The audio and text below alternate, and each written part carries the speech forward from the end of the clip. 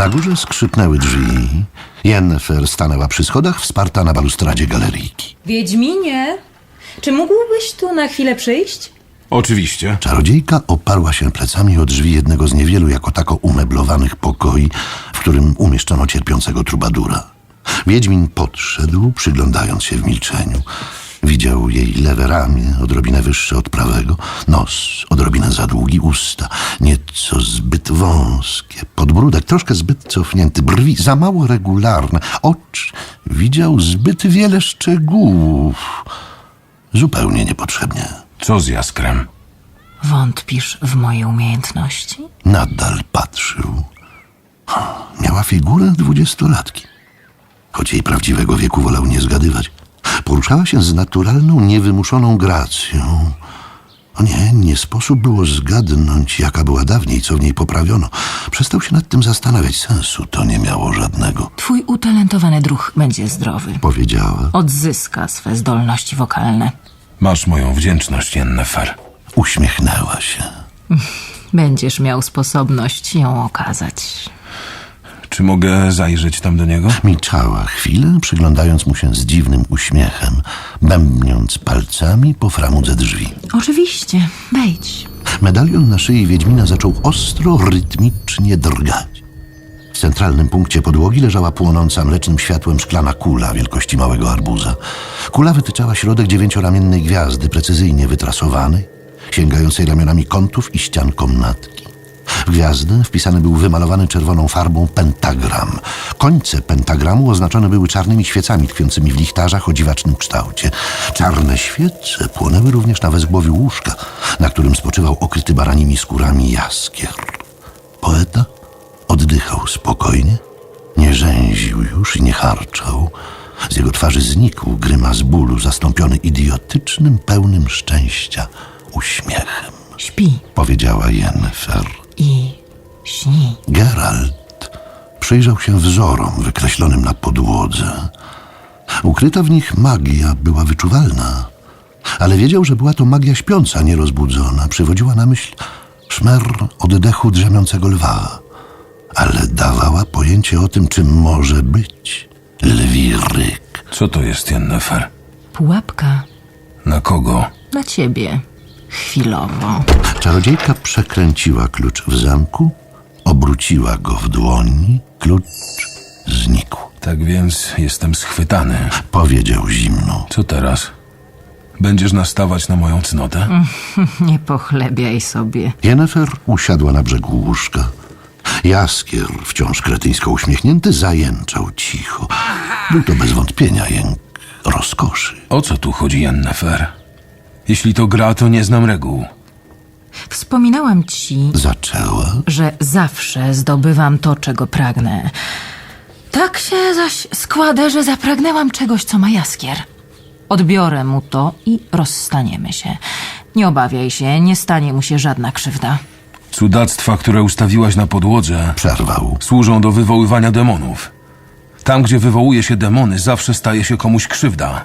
Nie pozwolę na to. Włos mu z głowy nie spadnie. Kontynuowała czarodziejka, nie zwracając żadnej uwagi na jego słowa. Głosik będzie miał jeszcze piękniejszy i będzie bardzo zadowolony, wręcz szczęśliwy. Wszyscy będziemy szczęśliwi. I rozstaniemy się bez żalu, ale i bez uraz.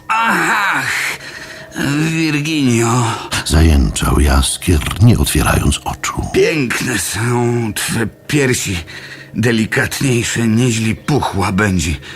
Virginio, Rozum mu odjęło? Majaczy? Śni. Uśmiechnęła się Yennefer. Jego marzenie spełnia się we śnie. Wysądowałam mu mózg do samego dna. Wiele tam nie było. Trochę świństw, kilka marzeń, mnóstwo poezji.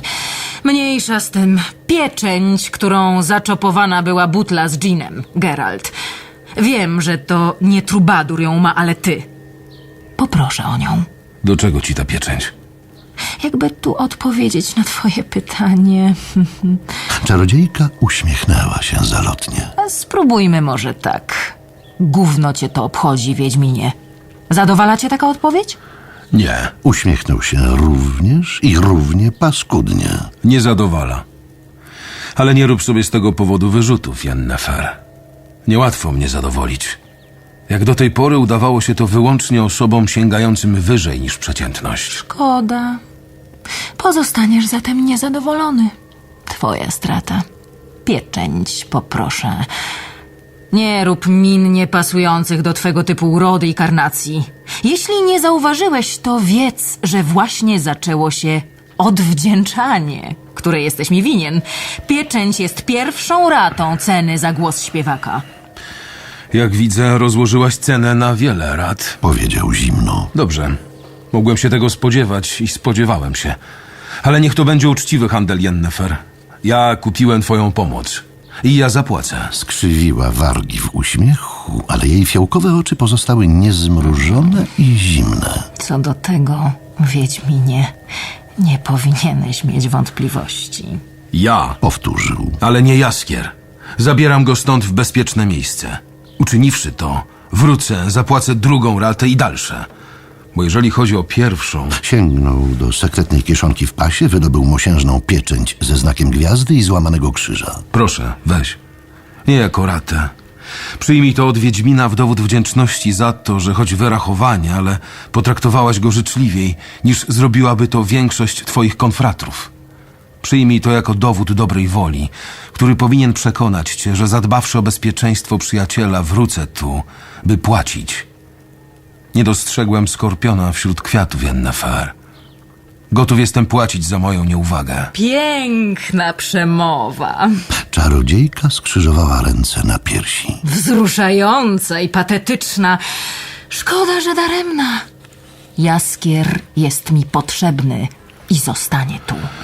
On już raz był blisko tego, co zamierzasz tu ściągnąć. Geralt wskazał na wzory na podłodze. Gdy zakończysz dzieło i ściągniesz tu Dżinna, pomimo twoich obietnic Jaskier ucierpi z pewnością, może jeszcze gorzej niż poprzednio. Bo wszakże to stwora z butelki ci idzie, prawda? Zamierzasz zawładnąć nim, zmusić, by ci służył. Nie musisz odpowiadać, wiem, gówno mnie to obchodzi. A rób sobie co chcesz. Ściągnij tu sobie nawet 10 demonów, ale bez Jaskra. Jeśli narazisz Jaskra, to nie będzie to już uczciwy handel, Yennefer. I nie masz prawa za takowy żądać zapłaty. Nie pozwolę... Urwał. Ciekawiło mnie, kiedy poczujesz. Zachichotała czarodziejka. Geralt napiął mięśnie. Wytężył całą wolę, zaciskając szczęki do bólu. Nie pomogło. Był jak sparaliżowany, jak kamienny posąg, jak wbity w ziemię słup. Nie mógł poruszyć nawet palcem w bucie, Wiedziałam, że potrafisz odbić czar rzucony wprost. powiedziała Yennefer. Wiedziałam też, że nim cokolwiek przedsięweźmiesz, będziesz starał się zaimponować mi elokwencją. Ty gadałeś, a zawieszony nad tobą urok działał i powoli cię łamał. Teraz możesz już tylko mówić, ale nie musisz mi już imponować. Wiem, że jesteś elokwentny. Dalsze wysiłki w tym kierunku popsują własny efekt. Sheridan, Powiedział z wysiłkiem, wciąż próbując walczyć z magicznym paraliżem. Sheridan, zorientuję się, że coś knujesz. Zorientuję się rychło. Nabierze podejrzeń lada chwila. Bo nie ufa ci, Yennefer. Nie ufał ci od początku. Czarodziejka powiodła dłonią w szerokim geście. Ściany komnaty zamazały się i nabrały jednolitej mętno-szarej struktury i barwy. Znikły drzwi, znikły okna, znikły nawet zakurzone kotary i upstrzone przez muchy obrazki na ścianach. I co z tego, że Sheridan się zorientuje? Wykrzywiła się złośliwie. Pobiegnie po pomoc? Przez moją barierę nie przejdzie nikt, ale Sheridan nigdzie nie pobiegnie, nie uczyni nic przeciw mnie. Nic. Jest pod moim urokiem. Nie chodzi o czarnoksięstwo, nie robiłam niczego w tym kierunku. Zwykła chemia organizmu. Zakochał się we mnie, bałwan. Nie wiedziałeś o tym? Zamierzał nawet wyzwać Beał na pojedynek. Wyobrażasz sobie? Elf, a zazdrosny. To się rzadko zdarza. Geralt, ja nie bez powodu wybrałam ten dom. Beoberant, Sheridan, Erdil, Jaskier, rzeczywiście idziesz do celu najprostszą drogą, ale mną, Yennefer, nie posłużysz się. Ależ posłużę. Czarodziejka wstała z łóżka, podeszła, starannie omijając wykreślone na podłodze znaki i symbole. Mówiłam przecież, że jesteś mi coś winien za uzdrowienie poety. Chodzi o drobnostkę, o niewielką przysługę. Po tym, czego zamierzam tu zaraz dokonać, natychmiast znikam z Rinde, a mam jeszcze w tym miasteczku pewne niespłacone rachunki, nazwijmy to. Kilku osobom przyrzekłam tu coś, a ja zawsze spełniam obietnice. Ponieważ jednak sama nie zdążę, ty spełnisz tę obietnicę za mnie. Walczył z całych sił. Nadaremnie. Nie szamocz się, Wiedźminku. Uśmiechnęła się zjadliwie. To na nic. Masz silną wolę i sporo odporności na magię, ale ze mną i moim zaklęciem mierzyć się nie możesz. I nie odgrywaj przede mną komedii. Nie próbuj fascynować mnie twą twardą i hardą męskością. Ty wyłącznie we własnym mniemaniu jesteś hardy i twardy. By ratować przyjaciela, zrobiłbyś dla mnie wszystko. I bez czarów zapłaciłbyś każdą cenę. Wylizałbyś mi buty. A może i coś jeszcze, gdybym nieoczekiwanie zapragnęła rozrywki. Milczał. Yennefer stała przed nim, uśmiechając się i bawiąc przypiętą do aksamitki gwiazdą z obsydianu skrzącą się od brylancików. Już w sypialni Ciągnęła. po wymianie kilku słów wiedziałam, jaki jesteś. I wiedziałam, w jakiej monecie zażądam od ciebie zapłaty. Moje rachunki w Rindę mógłby wyrównać każdy, choćby Sheridan. Ale zrobisz to ty, bo musisz zapłacić.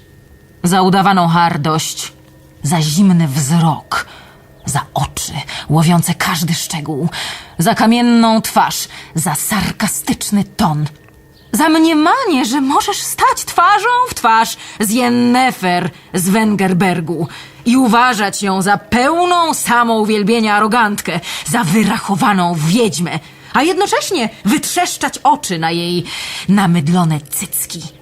Płać, Geralcie z Rivii! Chwyciła go oburącz za włosy i gwałtownie pocałowała w usta. Wpiła się w nie jak wampir. Medalion na szyi zadygotał. Geralt miał wrażenie, że łańcuszek kurczy się i zaciska jak garota. W jego głowie coś rozbłysło, w uszach zaczęło straszliwie szumieć. Przestał widzieć fiołkowe oczy czarodziejki. Zapadł w ciemność. Klęczał. Yennefer mówiła do niego łagodnym, miękkim głosem. Zapamiętałeś? Tak, pani. To był jego własny głos. Idź zatem i wykonaj moje polecenia. Na rozkaz, pani. Możesz pocałować mnie w rękę.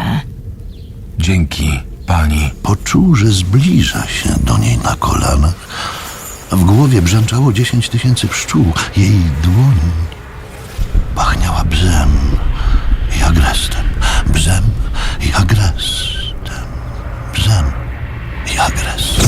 Błysk, ciemność, balustrada, schody, twarz Sheridana. Geralt, co z tobą? Geralt, dokąd? Muszę Jego własny głos. iść.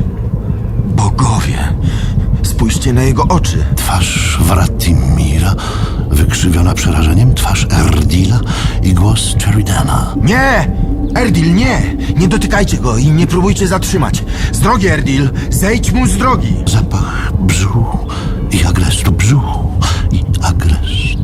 Drzwi, eksplozja słońca, gorąco, parno. Zapach brzuchu i agrestu. Będzie burza, pomyślał. I była to ostatnia jego trzeźwa myśl.